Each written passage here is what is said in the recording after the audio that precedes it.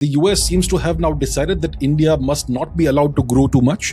The US has put in place a containment policy towards India. So the choice India has is either become a US vassal or face immense pressure the next 5 or so years. I think the next 5 years are going to be critical for India. It's going to be a make or break time for India. So do you think the world has finally called China's bluff? I think it's now the world is seeing the US for the power that it really is. It's the sole superpower. Why is it a superpower? It's because it has...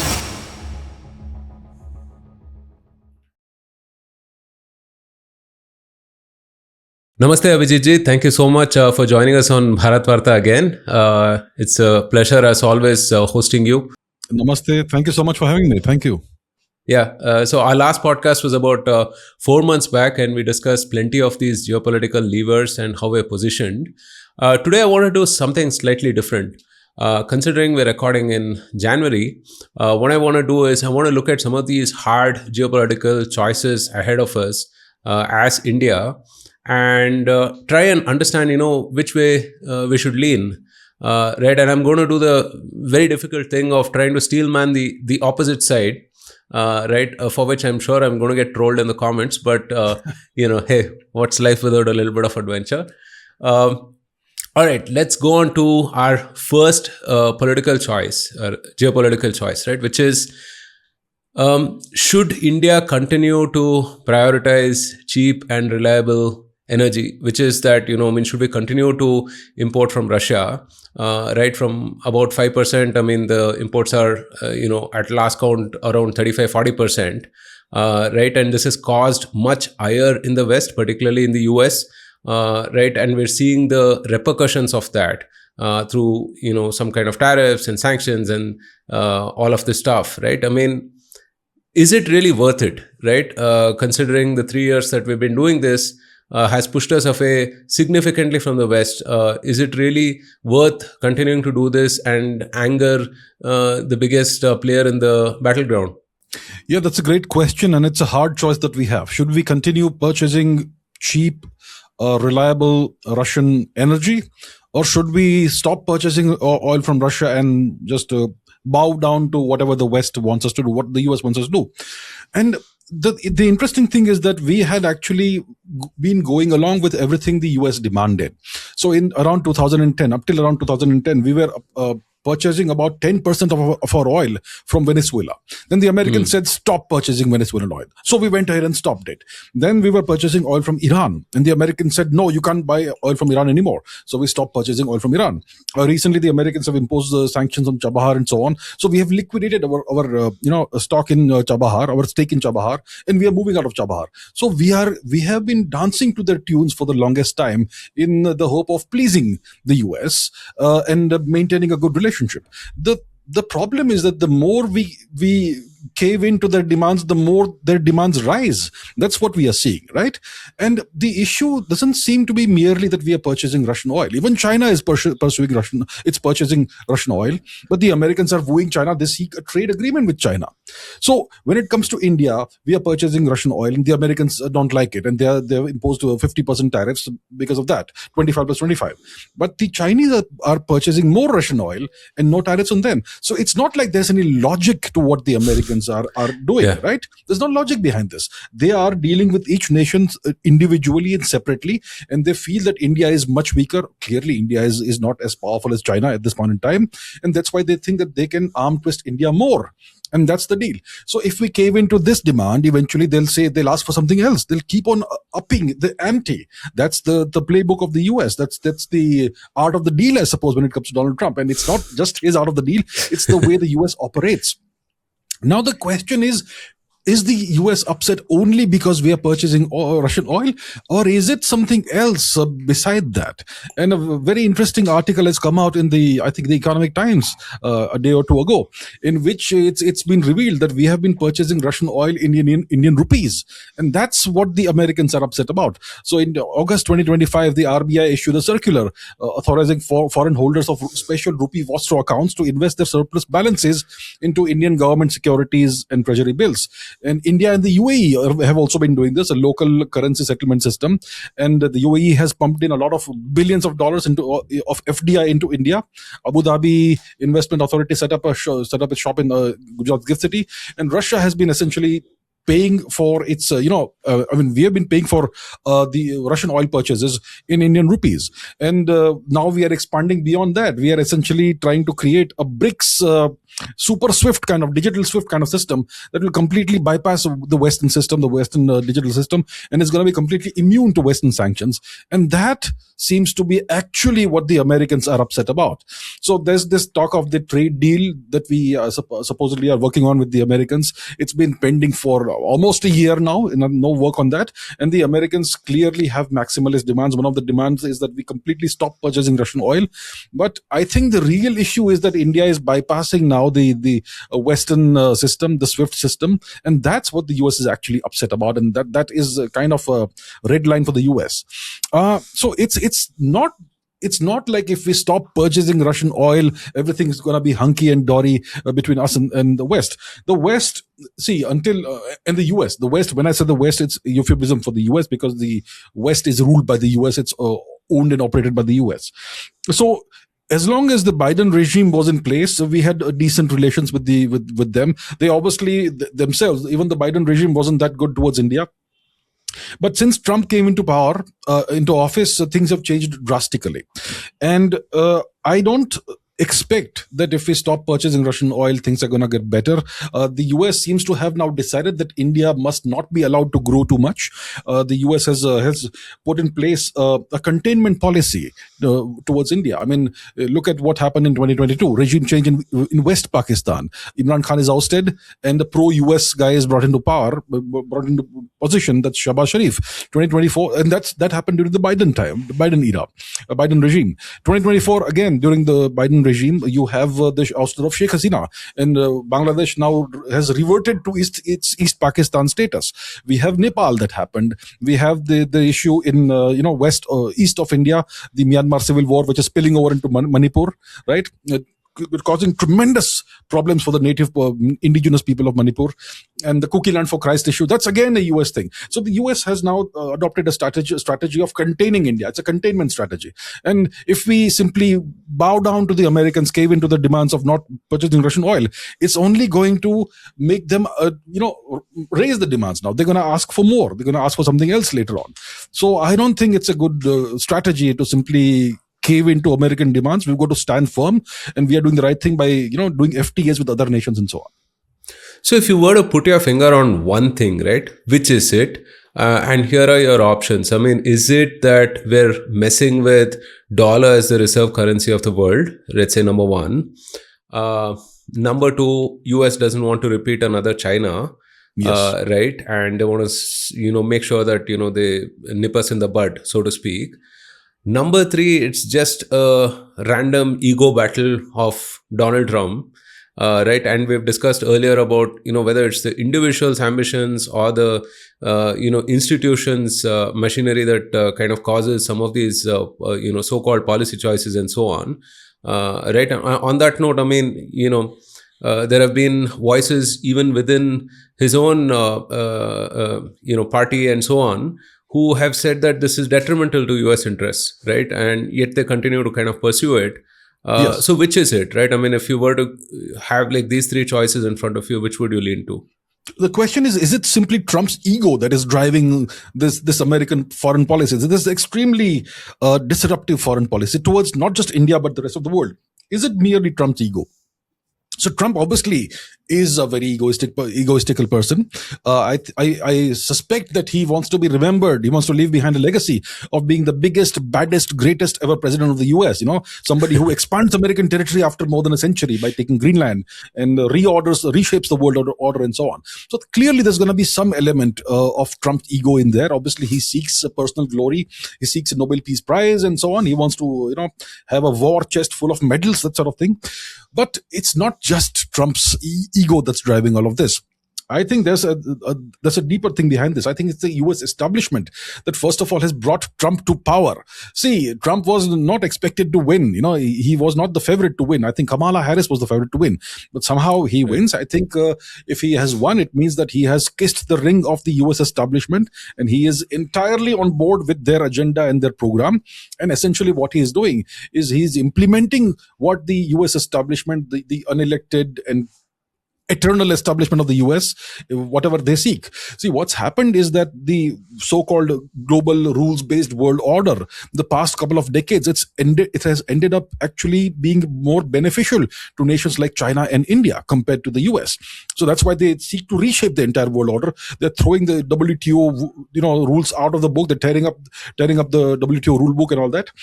And so I think it's the US establishment itself that seeks to completely, change the world order. And Trump is the instrument. He's the right person for the right time. And he has this aura of being extremely unpredictable and egotistical and all that. But there is a method to his madness. I mean, he if you look at the way he deals with countries, the kind of negotiations he does, and it's clear that he first asks for the sun and the moon and the stars in the sky. And that's not actually what he wants, but he asks for that. And then he says that, okay, let me be reasonable. I'm going to be reasonable to you. I'm going to be lenient. I'm going to ask for only a little bit less than that. That sort of thing. And then, the nation that's under pressure will cave in and, give Trump what he wants. So there's a method to his madness. It's not like he's all unpredictable and you never know what he's going to do. We know what he's looking for. He has a set of objectives that he's working towards. Okay, a broader question, right? I mean, choice number 2 is around maintaining this strategic ambiguity, which India has been deftly doing over the last, let's say, 3 to 5 years, or picking one side or the other, right? And how long can India continue playing this multiple sides, right? Partners as well want predictability. You can't have unilateral agreements with 100 plus countries. There has to be some sort of multilateralism, which we have tried, through various alliances and so on. But given how polarized things are right now, and given how impatient the US is, other partners are, do we pick sides ultimately, or do we continue with this? Right, that's the stark choice, right? I mean, everyone wants us to pick a side. The policy we've had the past few years is that of it's that of multi-alignment. We aren't non-aligned, we are multi-aligned. We are working with whoever with whom we can have mutually beneficial terms, right? So we have been trading with various nations. We have had defense deals with various nations and so on. We have tried to have a good relationship with the US. We have a very long-lasting, tried and tested relationship with Russia. We seek better relations with China. We have Southeast Asia. We have Japan. We have the African nations. We've been trying to play this game of multi-alignment, and I think that's the right policy for a middle power like India. We aren't a great power yet, and that's why that is the right thing. Now the US wants us to decide. You need to pick a side. You are funding, they say, that you are funding the Russian war on Ukraine and so on. So that's, they want us to make a choice, and we obviously know what choice they want us to make. They want us to pick them. They want us to be on their side, so that there's no prospect of RIC, bricks crumbles and so on. They would like that to happen. But the thing is that if we pick their side, it's gonna have to be on their terms, and their terms are onerous. It's like a very bad agreement that you're signing on stamp paper. If you read the agreement, if you read the fine print, it's all loaded against you. It's like they are giving themselves maximum flexibility while burdening you with maximum constraints, that sort of thing. So essentially, if India takes the side of the US, if we become a US vassal, we'll lose our sovereignty. We're going to have to eventually even it will start with saying stop purchasing Russian oil. Then they're going to say that go back and reinstitute the Indus Waters Treaty. Then they're going to say that open up something with Pakistan, do something this that. Eventually they're going to say give us some military bases on your soil, that sort of thing. The demands are going to keep on escalating, and it's going to be a very slippery slope for India. So, and I'm not just pulling this out of thin air. Look at the way they deal with other nations. That's how it goes. It always proceeds step by step in that manner. So the choice India has is either become a US vassal or face immense pressure the next 5 or so years. I think the next 5 years are going to be critical for India. It's going to be a make or break time for India. The next 5 years, they will either make India, if India survives the next 5 years as a sovereign nation without having to pick the US side, which means becoming a US vassal, then if we survive 5 years that way, then we're going to be essentially unstoppable. But the thing is that the US will apply maximum pressure on India over the next 5 years.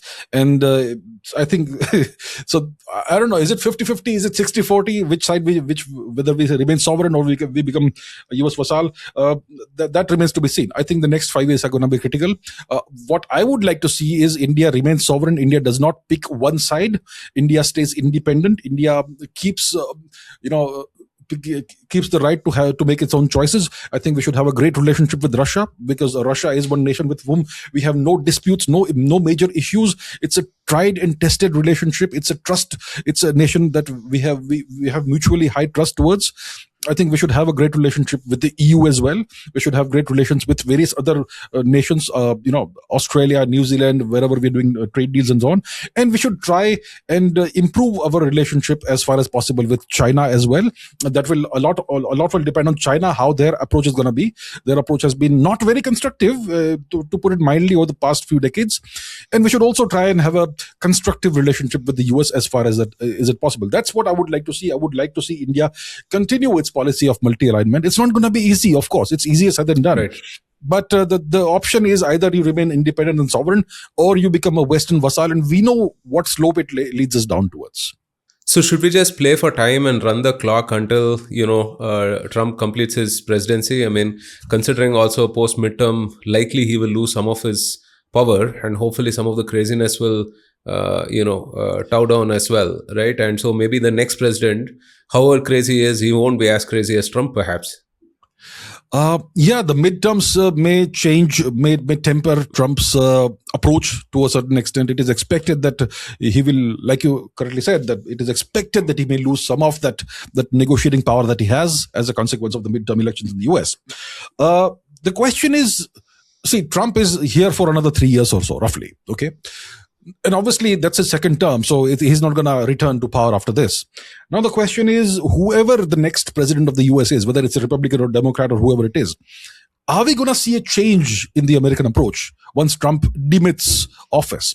I doubt it. The style may change, but the overall approach, I don't think it will change. They will continue their policy of seeking to contain India.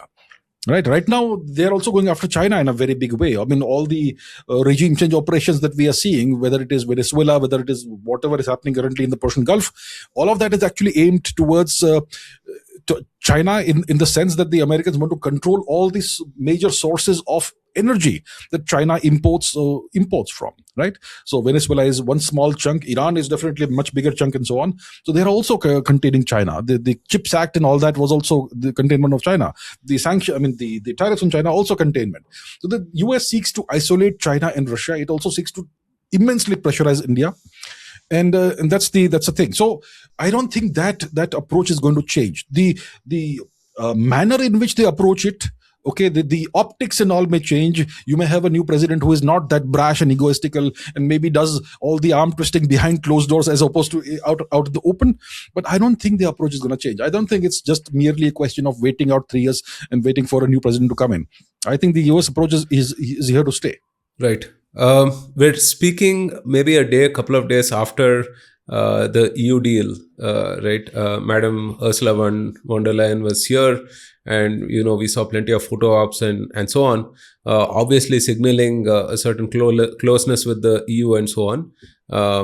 And it's gotten the right reactions as well, or let's say the wrong reactions from the targeted people as well, right? So what do you make of the EU deal? How significant is it, and how is it going to impact the India-US relations? I think it's a very promising, very positive development, not just for India, but also for the EU. It brings roughly almost 2 billion people together into a single trading block. Of all the items that India imports from the EU, we are dropping tariffs on about 90% of those and lowering tariffs on the rest of them. And of all the stuff that we export to the EU, for us it's about 86% or something. That's what I heard, that we are dropping tariffs. And of all the things we export to the EU, they are dropping tariffs on about 90% of the items. And obviously it's all been negotiated into the minutest detail. So I think it's extremely beneficial. Obviously it's gonna be a few more months before it is fully ratified and becomes operational. Maybe by the end of this year it's going to become fully operational. And I think it's going to be great for both economies, for India as well as for the EU. And it obviously gives India and the EU a massive option as opposed to the US. The Americans are imposing tariffs left, right, and center on the European nations. Depending on what side of the bed Trump woke up on, is going to either impose tariffs or not. It's like that. And that's not what any trading partner wants. I mean, the EU and many of the EU members are also members of NATO. And how Trump has dealt with NATO. He has demanded that they raise their spending from 2% of GDP to 5% of GDP by 2030. And they have caved in, they've accepted that. So they have already given Trump so much of what he wants, but he just wants more and more and more. And one thing that the EU nations have been stung by is that Trump has been giving them the third world treatment.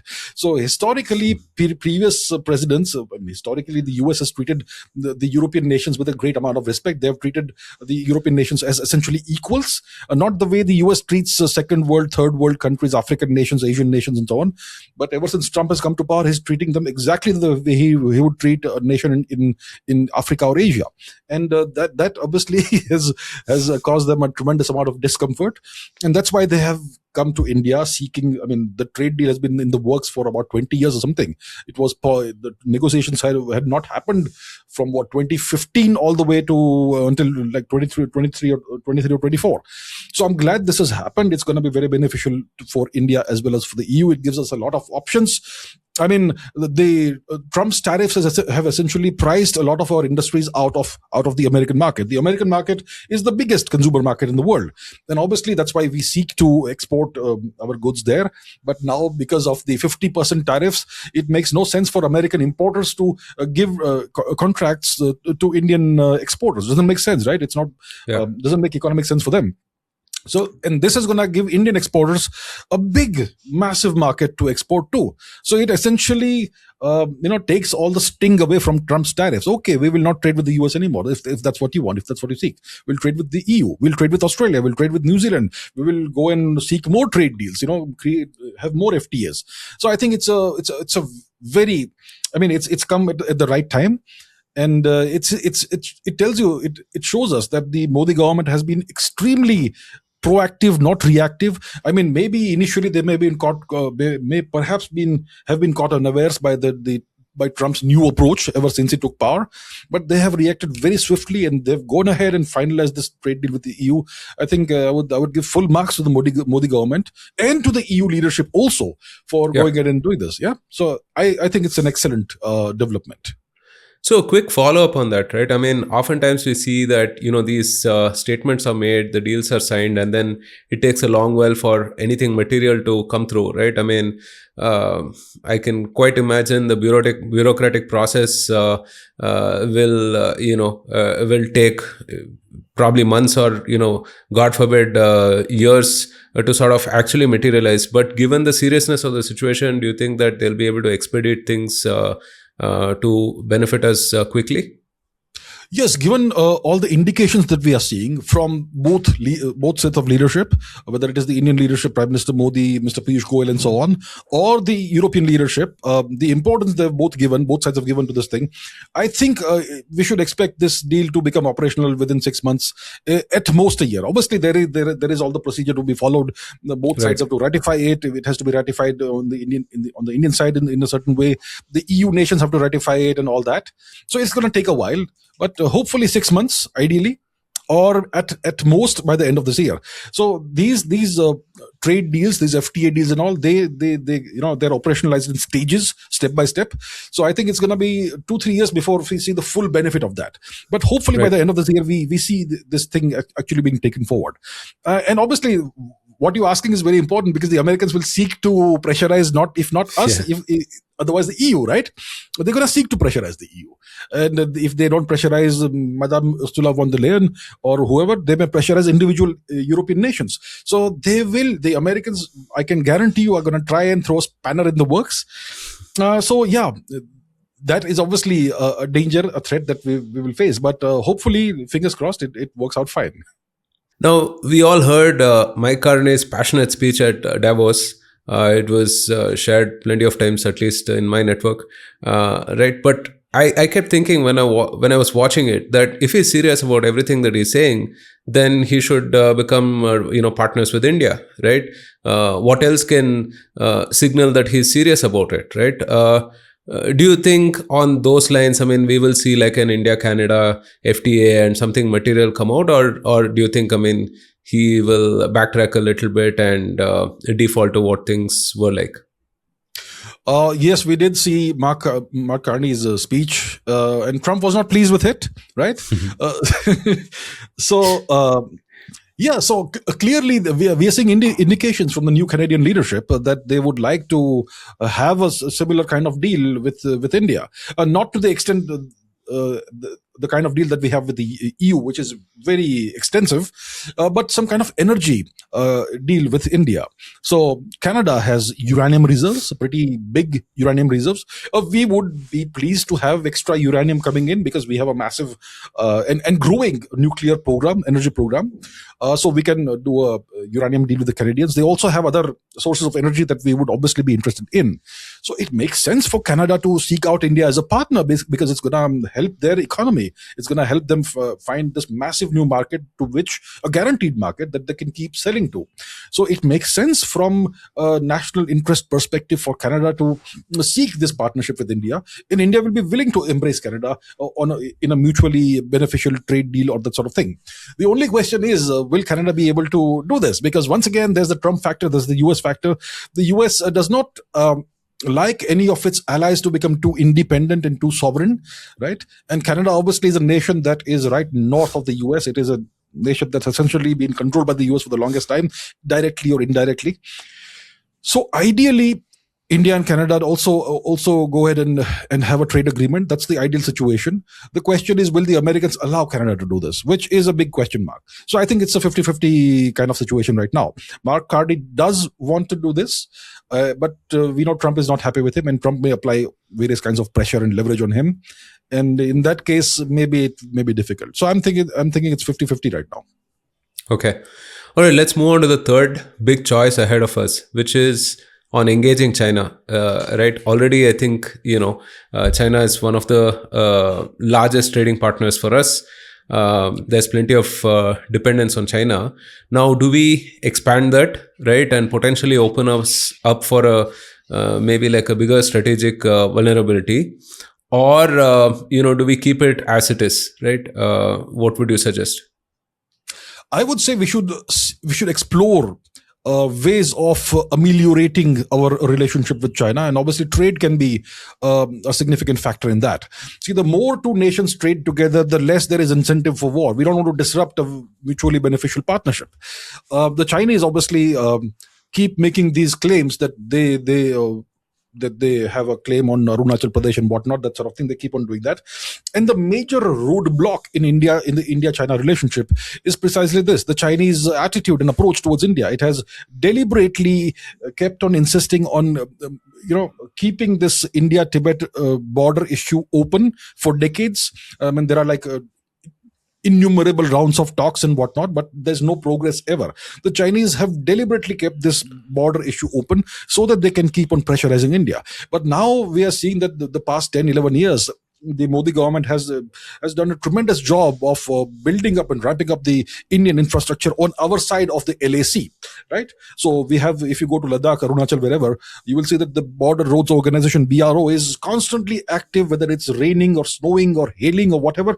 It's always doing its work, and we have done a great job. And we're still working on this, ramping up the infrastructure. So it's not like the Chinese position is that good anymore compared to what it used to be 10, 15 years ago. We have done a lot. So that should give China less of an incentive to pick fights on the border or the LAC. We know what happened in Galwan. That was not good for China. Also not for good for us. We don't want a repeat of that. So I would say that the Chinese approach is going to matter a lot. If they are also coming under immense pressure from the US. They are getting isolated more and more. If the Americans cut off all the sources of Chinese energy, then the Chinese are going to be very dependent on Russia in that case, and that gives Russia tremendous leverage over China, right? And that also gives India leverage over China, because India and Russia are more of partners than China and Russia. Russia doesn't really trust China. The Chinese have been applying the cartographic pressure on Russia also. They have put out maps in which they claim Vladivostok and the far east parts of Russia. So the Chinese are also making territorial claims on Russian territory. So the Russians also don't trust China. It's not a long-term relationship of any. It won't last. But right now it's kind of a modus vivendi. The two nations are forced together because of American pressure. So China is also coming under increasing pressure from the US in a variety of ways. So it makes sense for China to amend its approach towards India and maybe seek out the Indian market. I mean, the Chinese, we know what their industry is all about. It's all about manufacturing. They have this overcapacity. They manufacture way more than their population can consume, which means that they need markets to export to. And now they export. They used to export to the US. That's not happening so much anymore. I think at least 50% of the trade volume has come down roughly. When it comes to the EU, I think the Chinese will try and sell to the EU. Yeah, definitely they're doing that. But it makes sense for the Chinese to, that 50% drop in trade with the US, maybe offset that with trade by doing trade with India. It would be very beneficial for China. And if we negotiate a proper trade deal, it will be beneficial for us as well. So I think it makes sense for China to change its approach. The Chinese don't see India as equals, and rightfully so. We are not their equals. They're like about 4 times more powerful than us. That is fine. That is just a fact, right? So there's no question of that. But we can still have a mutually beneficial trade deal. So I think the onus is going to be more on China. I think India should signal its willingness to have better relations with China. We have always done that, of course, we have. And we should also signal our willingness to China that if you want a trade deal, we are willing to sit down together and let's work it out. So I think India should signal this willingness that we want better relations with China, as long as China is willing to do it in a mutually beneficial way. And of course, at the heart of every issue with China is the undemarcated border. So if China is serious about better relations with India, they should actually sit down and finalize the border issue, the LAC. Convert the LAC in whatever way, mutually agreed way, into the actual international border. That would be the right step forward. So a lot is going to depend on China. We are obviously willing to have better relations with China. Mr. Modi, when he first became the Prime Minister, he went to Beijing, didn't he? And he invited Mr. Xi Jinping to India. So Mr. Modi, at the outset itself, had shown that he wants better relations with China. It was Mr. Xi Jinping who always threw the spanner in the works. So now I think the ball is in Mr. Xi Jinping's court. If you want better relations with India, if you want to offset the pressure the Americans are putting on you, please change your approach and let's fix the outstanding issues first, and let's go ahead in a mutually beneficial way. What can India give to China aside from the market, which I suppose, that's a big deal, of course, because China also has to look at alternates beyond, let's say, US and Europe. But what can India give to China beyond a market itself for its goods? That's a great question, because see, India is not currently a big manufacturing power. China manufactures everything under the sun. They manufacture everything. So what is it that China would want from India? I suppose we could sell them raw materials or whatever. That's what we've been doing, right? We could increase our output of that.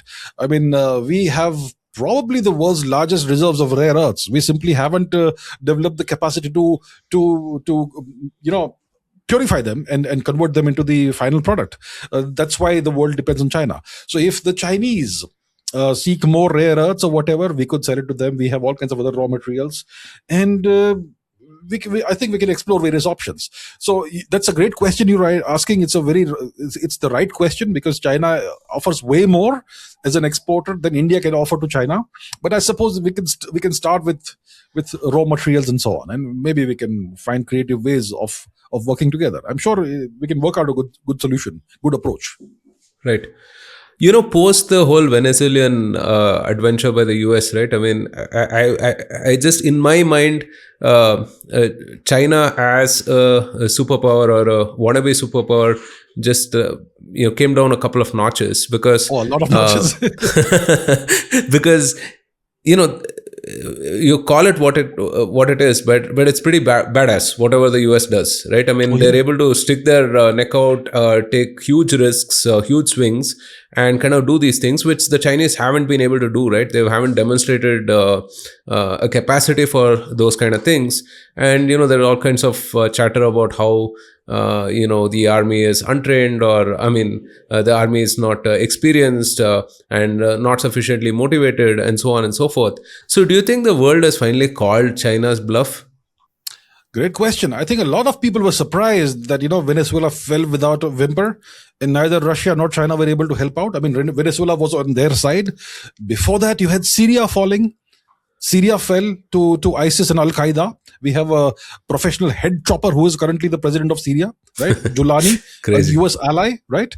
And Mr. Putin is doing the right thing by engaging and dealing with whoever is there in power. So first you have Syria falling. There's nothing that Russia or China could do. It is their ally. Syria falls, and now Mr. Assad is in Moscow. And then Venezuela happens. And maybe Iran could also happen. Who knows? Right? Right. And the US goes ahead and does all these things, and there's nothing Russia or China can do about it. And now the world is seeing the US for the power that it really is. It's the sole superpower. Why is it a superpower? It's because it has global power projection capabilities. The US can intervene militarily essentially anywhere in the world at roughly 60 minutes notice. No other nation can do it. How does the US, how is the US able to do this? It's because it has over 800 extraterritorial military bases across the world beyond American territory. How many does China have? 2, 3, I don't know. I can think of Djibouti. I can think of something in Madagascar. 2 or 3, maybe Gwadar. 2, 3, 3, 4, maybe. How much does Russia have? Russia has essentially no naval base outside of Russia. It may have some, capabilities in Belarus and some Central Asian nations, but no naval capacity, no naval bases as such. Latakia used to be there, Syria. I'm not sure if the Russians still have it. So maybe one, even if you want to give that. So that shows this stark asymmetry in the power projection capabilities of the US vis-a-vis Russia or China. These two nations, no matter how powerful they are, they simply can't intervene beyond far from their borders. The US can do it anywhere in the world. I mean, look at the Indian subcontinent, okay? We imagine India as the major power in the subcontinent. The Americans did a regime change in West Pakistan in 2022, ouster of Imran Khan. India couldn't do a thing about it. The US regime changed Bangladesh 2024. India couldn't do a thing about it. There's a regime change in Nepal. India couldn't do a thing about it. There is the cookie land for Christ issue that's raging. It's not that much in the news now, but it's still there. India can't do a thing about it. The entire subcontinent, the US is the major power. It's not us. Even Afghanistan, the Taliban gets a weekly stipend from the US in cash, US dollars, greenbacks, right? So the US is so incredibly powerful, we simply don't see it. So clearly, China is nothing compared to the US. China covets Taiwan. Taiwan is right offshore from China. It's in their own backyard. And still, the US is so powerful in China's own backyard that China can't take Taiwan. If it tries to take Taiwan, it's going to suffer tremendous damage. If it can even actually take Taiwan, it's going to get a ruined island. It's going to get nothing out of it. And China is hemmed in by 130 American military bases in Japan and about 110 or 120 in South Korea, right? So that is the incredible power projection capability the US has. China is no superpower. It's not even close to being a superpower. It is simply a major economic power and industrial power. It's not a major military power. It has no power projection capabilities. It does have an untested military. The last war they ever fought was in 1979, which they lost to a little nation called Vietnam, right? So that's China. Russia, it is better in terms of military capabilities and nuclear capabilities, but it doesn't have the power projection capabilities. So I would say that the US is the sole superpower. Russia is a semi-superpower from a military or hard power perspective, maybe a near superpower, and China is merely a major power, and India is a middle power. That's the way it is. Yes, so it may be the rational thing for them to not get embroiled in all these conflicts and perhaps risk some kind of a prolonged war, like we have seen earlier. But some of this being a bully is not about rationality, right? I mean, it's more signaling than anything else. And your capacity to do that kind of demonstrates, your power, basically. Let's move on to the fourth big choice that we have ahead of us, which is, I think, one of the most important, in my opinion. I think it's about defense indigenization versus readiness for any kind of conflict or war, right? I mean, you have been very passionate about this and have advocated that we should not buy fighter jets and things to that effect, right? I mean, we should prioritize building our own capabilities and so on. But the reality is that we're in a extremely tumultuous time, right? We're in a crazy neighborhood at this point of time. The neighborhood is on a boil, right? And conflict with our neighbor Pakistan is always on the cards, right? And who knows? I mean, maybe Pakistan and China, right, combined, which will quite likely be the case. So then, what do we do? Do we wait to build these capabilities, or is there a way we should probably like selectively adopt some of these technology systems and so on from elsewhere? Right. So that's the conundrum we have. We currently have a major shortfall of fighter jets, right? And that's something that we need to plug at the earliest. And as long as we are in the situation that we are roughly just slightly over par with Pakistan in terms of the Air Force capabilities, we have to look for alternative options which can kind of be a stand-in for Air Force capabilities. So one of those options is having a massively powerful missile force. If you have a stockpile of tens of thousands of missiles, there's nothing but the Pakistani Air Force pilots can do about it. We're going to be able to overwhelm them, right? Whether it is surface-to-air missiles, air-to-air missiles, or just cruise missiles and ballistic missiles. We can simply devastate the Pakistani military establishment using just missiles. Right, so that is one thing we should really do. India needs to have a stockpile of, I would say, tens of thousands of various kinds of missiles. Also, vis-a-vis China, the Chinese positions in Chinese occupied Tibet are pretty exposed.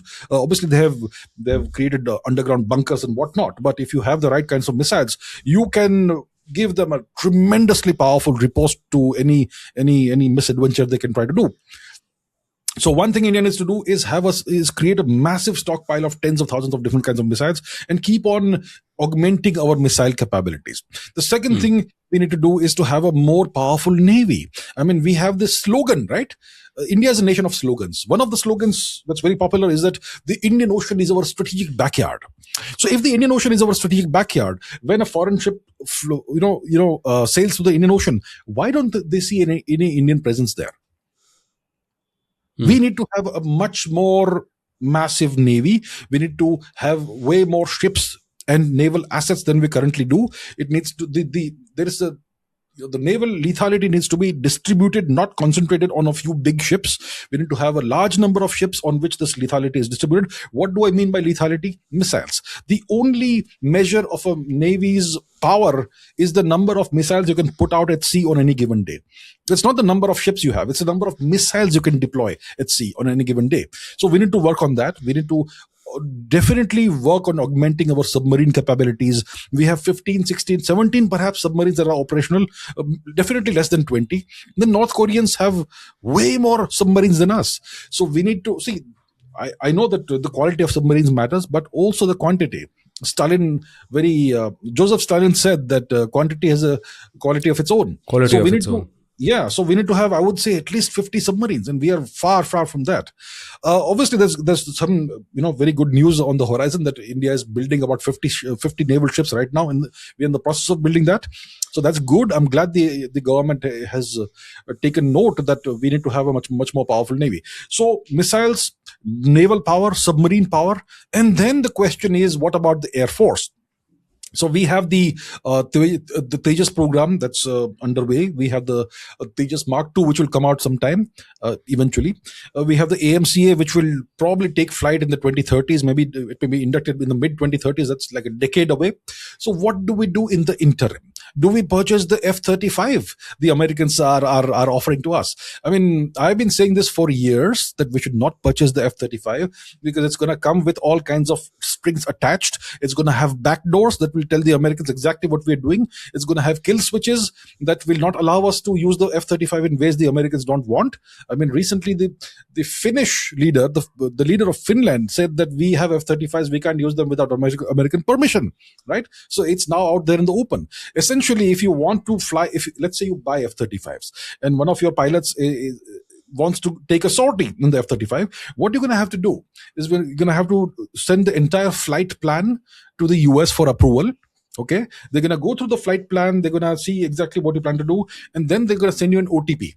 So you take the OTP, you enter it into F-35, and then it starts up.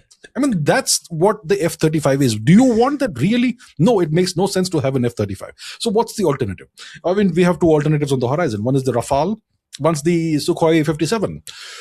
The Rafale we already operate. So it's better not to have a menagerie of 23 different kinds of planes. Have only a few kinds of planes that you understand really well, and that also helps with the spare parts and so on.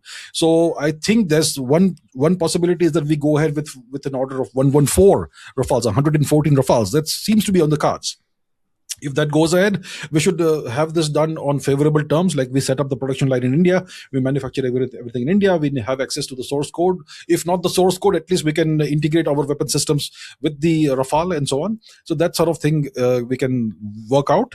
Or we could even consider the Sukhoi 35, Sukhoi 57, which will have significant overlap with the Sukhoi 30s we already operate, right? So if we set up a production line of the Sukhoi 57 in India, I think we will be able to use the existing production line for the Sukhoi 30s for that purpose. So that's also possibly a good alternative. But the Russians haven't inducted too many Sukhoi 57s in their in their air force, maybe only 20, and that is obviously a question mark. I mean, is it good enough? We still don't know. So I think the experts will have to evaluate this and make the right choice. And of course, the question also arises about the jet engine. I mean, we don't have an indigenous jet engine. The Kaveri program has been starved of cash. It's been going on for decades, but I don't know what's happening. If there's no cash, then it can go on for another 5 decades, but nothing will happen, right? And then there's the news that we are partnering, DRDO, I think, or HAL, whoever it is partnering with Safran, the French manufacturer, to develop an Indian jet engine that we will completely own, the IP and everything, the technology IP, the manufacturing, everything. So I think that's a great move. That's a great step ahead. And I think we should develop this jet engine as early as possible and start inducting it in everything. Because we have this deal with the Americans for the F414 or whatever engine.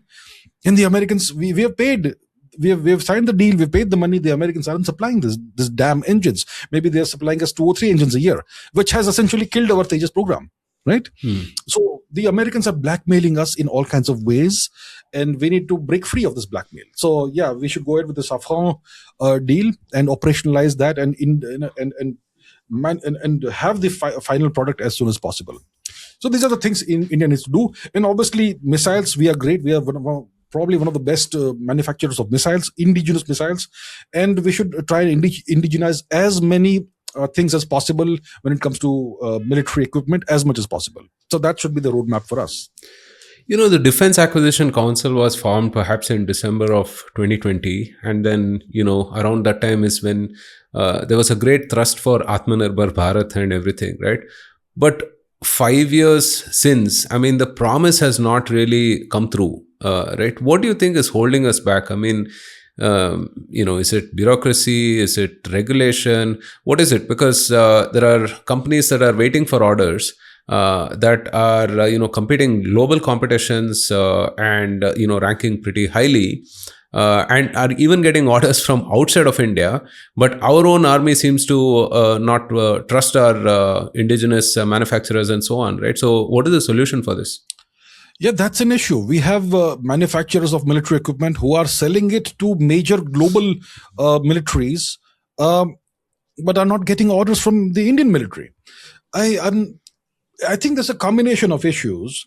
One issue is that the bureaucratic process is very, very long and cumbersome, and it's all about compliance and making sure that there is no question of any hypothetical corruption that creeps in. Maybe that's why the process is very long and cumbersome and all compliance heavy. Another thing is maybe there's an element that the armed forces seek the best of the best things. They have the most outlandish requirements that I want. If I am buying let's say a rifle, let's say, then I want the best rifle that the world can possibly have. I want these elements of the American, the rifle the Americans use, the whatever it is. I want these elements of the Kalashnikov in there. I want some elements of the Uzi in there. I want all of these things together in a final package. And maybe after I give you my final requirement, 6 months down the line, I'll change it again. Oh no, I want this now. So you can't have this approach. You should prioritize indigenous manufacturing. If you have an indigenous manufacturer which gives you even 90 or even 75% of the capabilities of one of the best rifles in the world, you should take it. You should induct it.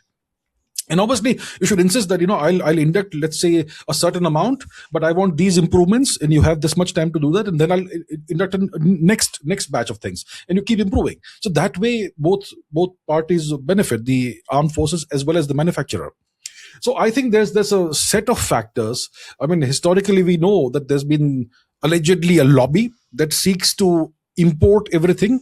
I mean, we had, what was that aircraft that was killed off? We had this indigenous fighter plane, the Marut, HAL Marut, that was killed off because the armed forces wanted to import things instead of having things manufactured within India. Allegedly, because they get a cut, allegedly, of whatever. And so these are some of the issues that apparently still may exist, perhaps, allegedly.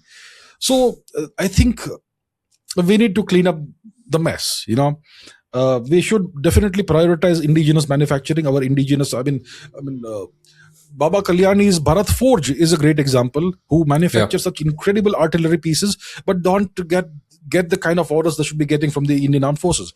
So there are issues, and I think the government and the armed forces need to sit together, and identify the issues and clean out the mess, and do it soon, not in the next 5 more years or whatever. Soon, please. Yeah, absolutely. The next choice is, an extension of what we spoke about, but I think this is all pervasive, more broader, which is on technology access versus digital sovereignty, right? Should we adopt American AI or Chinese AI? Should we buy chips, from outside and, be on the cutting edge of innovation? Or should we retain our sovereignty on plenty of these fronts and build our own data platform standards and so on, right? And potentially risk, being left out of the race. That's a stark choice, and it's a very important choice. There are various forms of sovereignty. There is territorial sovereignty, which means you control your borders. There is economic sovereignty, which means you control your currency. There is military sovereignty, you control your military completely, and so on and so forth. There's also digital sovereignty, that you control the technology that you use. And India is not a technologically or digitally sovereign nation. Actually, neither is the US. There is no nation that is entirely technologically sovereign. Even the US imports so many various things from other countries. And the ideal situation is that you control everything. So India is far from there. I mean, we have these people who boast that India has one of the highest rates of AI adoption in the world. Fantastic. Whose AI have we adopted? We've adopted American AI.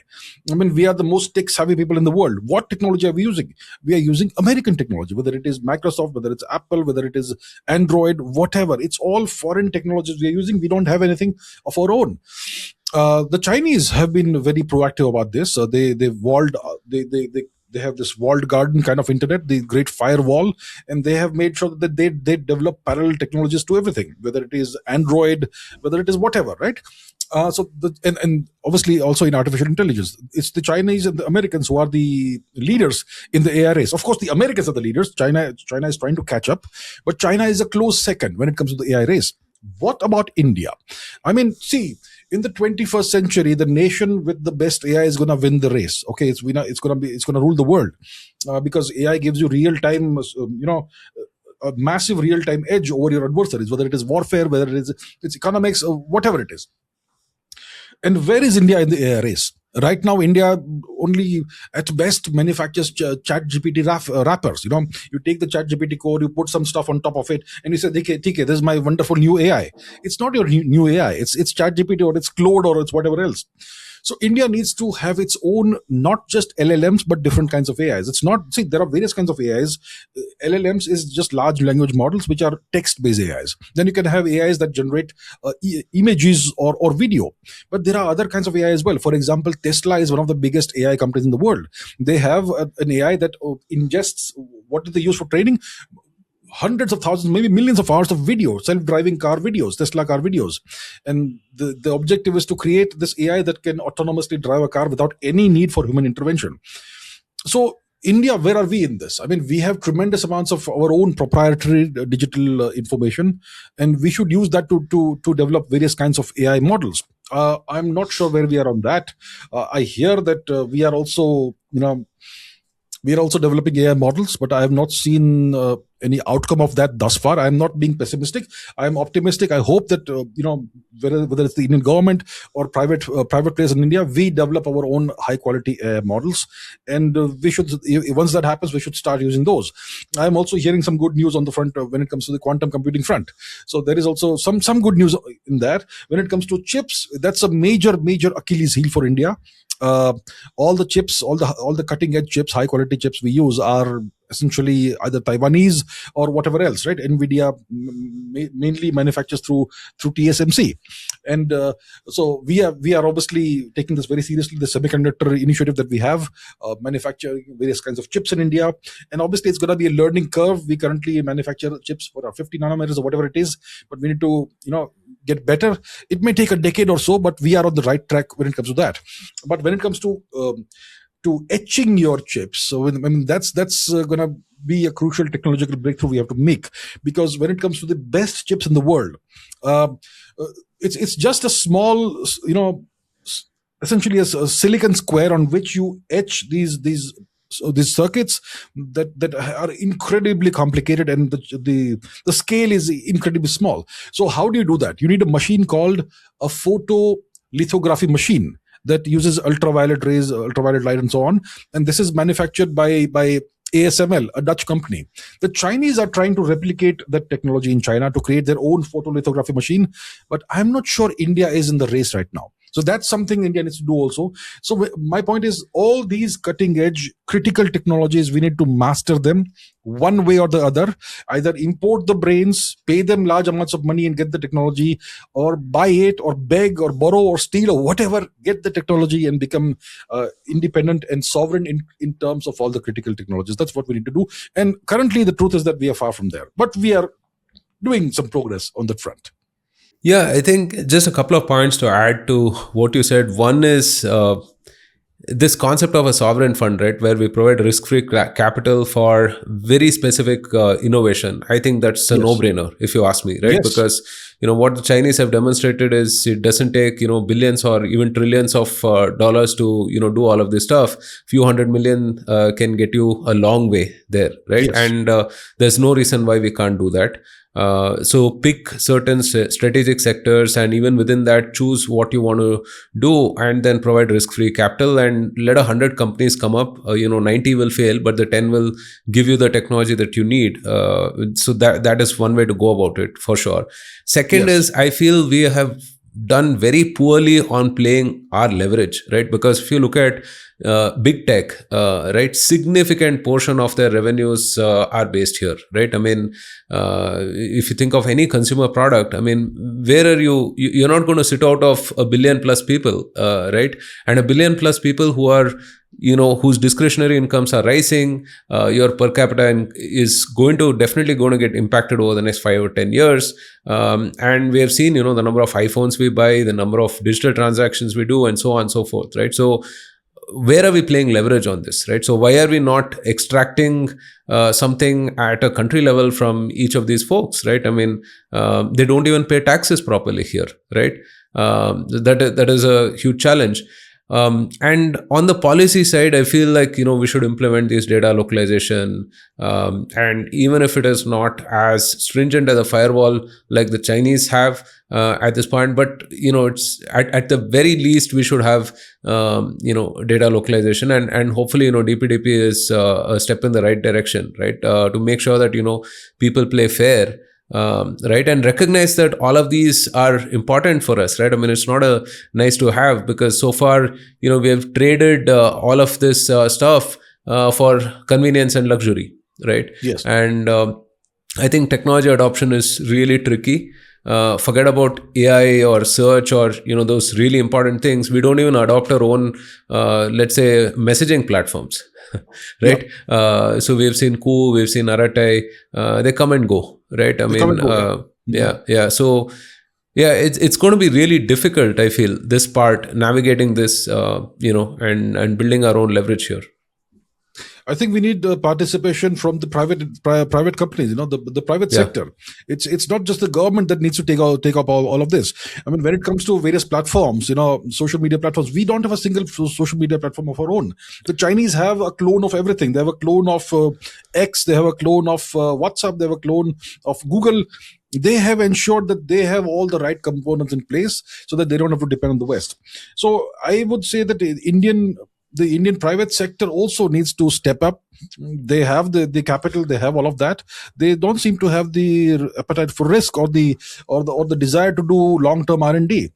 That's an issue. It's a mindset issue. I think a lot of the younger people, the younger entrepreneurs who are coming up, have that mindset, and hopefully that will change things. But yeah, I completely agree with the points that you've raised, and we need to work on this. So last couple of choices, that I want to bring up. One is on the immediate threat with Pakistan, right? I mean, it's looming, it's imminent. We don't know if it's 3 months, 6 months, or maybe a year from now, but we know that it's going to come to a head at some point of time, right? And let's say they're biding their time right now to properly regroup and come back and so on. What is it that we need to do in case of a final solution with Pakistan? Because clearly, they don't have any restraint, right? And they're willing to be used by China, used by US, and whoever else. They have no qualms in doing anyone else's bidding, right? And if they do adopt this whole death by 1,000 cuts policy, which has been their favorite, right? How do we deal with them? Right. So we in India, our audience needs to understand that Pakistan is an artificial temporary nation created by Western powers to offset India, to counterbalance India, and always keep India off balance. And it was created by the British, obviously, but then after the British became a second-rate world power, the Americans stepped in and they became the master of Pakistan. And since the 80s, the Americans essentially financed Pakistani terrorism against India. Right? They did that, and from 2012 to about 2022, the Pakistanis, because the Americans had temporarily lost interest, that's why the Pakistanis went and sought a big daddy in China. And the Chinese were very pleased to step in. And the Chinese also see Pakistan in the same way as a counterbalance to India. And 22 onwards, the Pakistanis are once again American vassals. And the Pakistani nuclear deterrent, I don't believe it's an indigenous Pakistani nuclear deterrent. Even if you believe the story that Abdul Qadir Khan got some blueprints from Netherlands or whatever and set up his nuclear program, even in that case, why did the Americans not prevent Pakistan from getting a nuclear bomb the way they are trying to prevent Iran from getting one? So clearly they want Pakistan to be a nuclear power because India had become one in 1974. And I am pretty certain that the Pakistani nuclear deterrent, the so-called the warheads that they have, they most likely are American warheads on loan. That's what I am pretty certain about. Obviously, I don't have evidence, but it makes sense that the Americans want to use Pakistan in that way. So the Americans are currently very favorable towards Pakistan. Ever since Operation Sindoor, suddenly they become very favorable. And they obviously, we know, the Americans stepped in and stopped Operation Sindoor because we had achieved air superiority and we were pummeling the Pakistanis. And another 2 days of the war, the Pakistanis would have been in terrible shape. So that's the situation now. So the US is on Pakistan's side. We have to understand that, fully on Pakistan's side. And whatever deficiencies we showed that the Pakistani military has, that we showed in May 2025, the Americans will make sure that those deficiencies are filled. Whether their radars aren't good enough, or maybe their air defenses aren't good enough, their missile defenses aren't good enough, the Americans will try and plug those gaps for Pakistan. So the longer we wait, the stronger and more robust the Pakistani capabilities are going to get. That's a no-brainer. And the Pakistanis have a defense pact with Saudi Arabia now, a mutual defense pact, right? And with Turkey also by extension, essentially. And there's only one thing on which the US and China agree, and that is that India must be contained and Pakistan must be propped up. So even China may be aiding Pakistan in some way. So that is the situation for us vis-a-vis Pakistan. It's a terrorist nation, and you never know when the next round of Operation Sindoor could happen. The Pakistanis, we know that they keep on infiltrating or trying to infiltrate terrorists into India.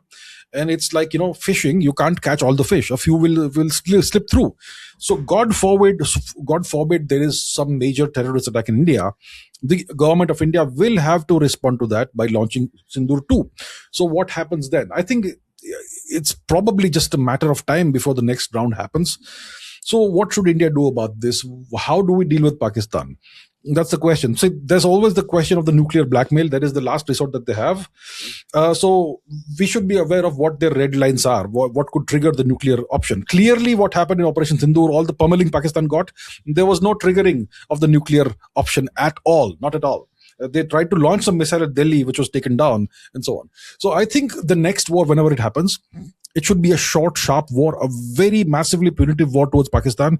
We should devastate, their military capabilities and POK and so on. And if the next war happens, it should end in 72 hours, and it should end with exchange of territory. We should move in and take some territory. I'm not saying take the whole of POK or whatever, but take visible, clearly demonstrable territory that we have taken this back from Pakistan. And see, ideally, what do we need? What do we seek? If there is a war needs to have a political and military objectives, a set of political objectives and a set of military objectives. The ideal situation for India is that there is that the political objectives is that the Pakistani military establishment, which has been running Pakistan, it has to be dismantled. So ideally, we want the end of the military establishment, and hopefully Pakistan breaks up into multiple pieces. But the Americans won't allow this to happen, obviously. So to be realistic, it should be a short, sharp war, maybe 72 hours, maybe 96 hours at most.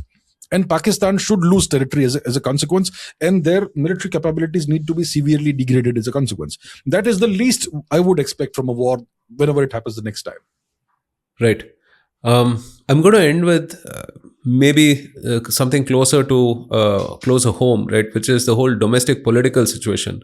This current dispensation has been in power for 12, 13 years now. It's in the third term, right? And there is always a risk that, there may be another government, whenever, right, that may be more pliable to US interests, Chinese interests, and so on and so forth, right?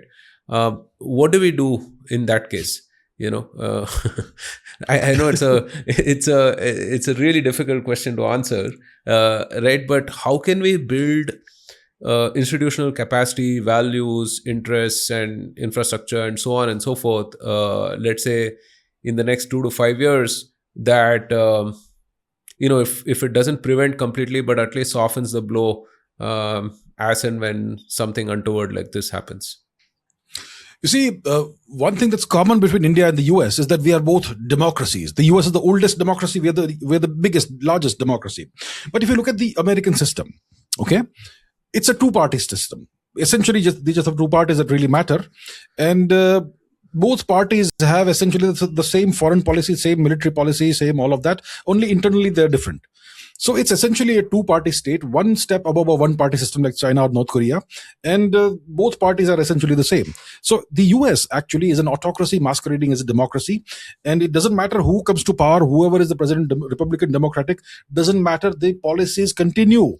There is continuity of long-term continuity of policies, and the establishment ensures that. Whatever they call it, the Pentagon, the deep state, whatever you want to call it, they ensure continuity of policies that are always in favor of the US. Now, when it comes to India, we are a genuine democracy. We are a chaotic democracy.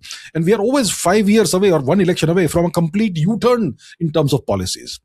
Right? I mean, we've had this in the past. We've had prime ministers who dismantled our entire operational, intelligence network in Pakistan on a whim because they felt like. I mean, you can't. I mean, that's the risk we have because of the kind of system we have that has been foisted upon us, the parliamentary democratic system. So yeah, so you know what? You don't need a regime change in India.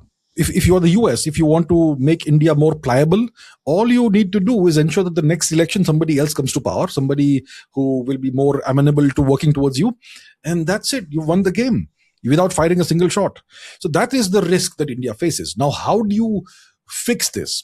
You can't. There is no short-term fix to this. Ideally, India should change the system, right? India should perhaps become a presidential democracy or something. But that is like all hypothetical. It's not something that's practically feasible today. What should have been done in the past 12, 13 years is that the education system should have been reformed completely, overhauled, so that the quality of the population, improves and people understand what's right and what's not, what's wrong, and what is the national interest and what is against the national interest. You can only make people understand this by teaching this through the education system year after year. But clearly nothing has been done about the education system. So I think we could be 2-3 years away, I don't know, 3 years away or whatever, from potentially a big change. Now, what can we do about this? I don't know. I don't have the answers. The system is not suitable for India's interests, right? A massive nation like India, a subcontinent-sized nation like India, cannot. Why did we adopt a system that evolved over a small island in the Atlantic Ocean? It's not suitable for India. So ideally, we need a different system, maybe a presidential form of system, maybe something else. Definitely not Westminster-style democracy.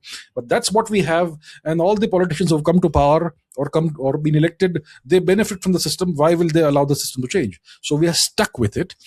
And the only thing I can say is that we need political continuity. We need continuity of policies, which means we need to ensure that we vote right. That's the only thing I can say at this point. See, it's a big risk we have. The system is a big risk for India. It's terrible for India, the system. We need our own deep state. In some sense, an establishment that will always serve the interests of the nation. Yeah. So this episode was about hard choices. There are no easy answers, and every choice has a trade-off. And what we've tried to do is debate these 6 or 7 choices, and see what could be the potential options that we have, right? Whether it's cheap Russian oil or US pressure, whether it is maintaining this strategic ambiguity we have, or siding with one camp or the other, and things to that effect. So thank you so much again, Abhijit ji, for being on Bharatvaarta. As always, a pleasure to listen to you. You have this knack of explaining really complex things in a way that is so relatable. In fact, I would say you are one of those folks who single-handedly created as much interest in geopolitics among the wider audience on YouTube and in India, right? So thank you so much for that, and look forward to speaking with you again. Thank you so much for having me, Roshan ji. It's always a pleasure speaking with you. I really enjoy that. So thank you so much.